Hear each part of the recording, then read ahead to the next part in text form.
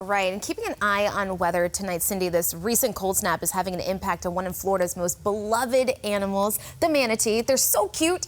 This comes as Florida's Fish and Wildlife reports the population is declining at a rapid rate already. Fox 4's Lauren Petrelli is live at Manatee State Park. And Lauren, I know you and our photographer, Andy, love these manatees so much, so you checked in on how the cooler temperatures actually impact the manatees. What did you find out for us tonight?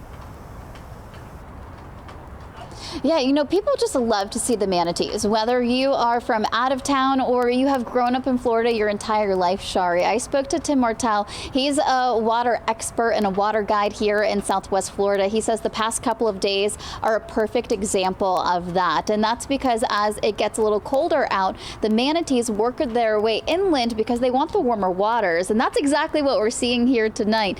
It started to rain a little bit and it's a little dark out there, but we still have a few manatees here.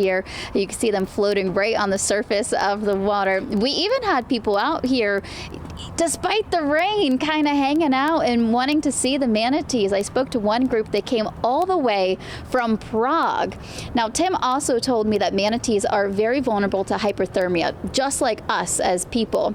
In his opinion, the water temperature isn't cold enough yet, but the cold snaps can actually kill off manatees in the masses. So his biggest fear is if we don't correct any of our situations with the manatees because of those declining rates, it could ultimately impact our local ecology and even our local economy.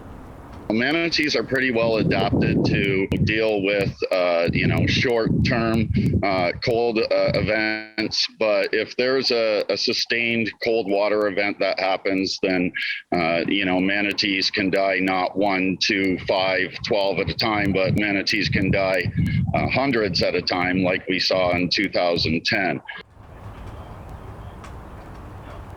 Martell explained manatees have 4 main threats, which include cold water events, water quality, habitat loss, and boaters. So what can we do as people living in Southwest Florida to help the manatees? Now, Martell said the best thing we could do if we're out on the water as boaters to abide by any of those speed signs, the no wake zones, so that way as the manatees work their way from the Gulf to find the warmer waters inland, we're just being a little extra cautious for them. In Fort Myers, Lauren Petrelli, Fox 4 News.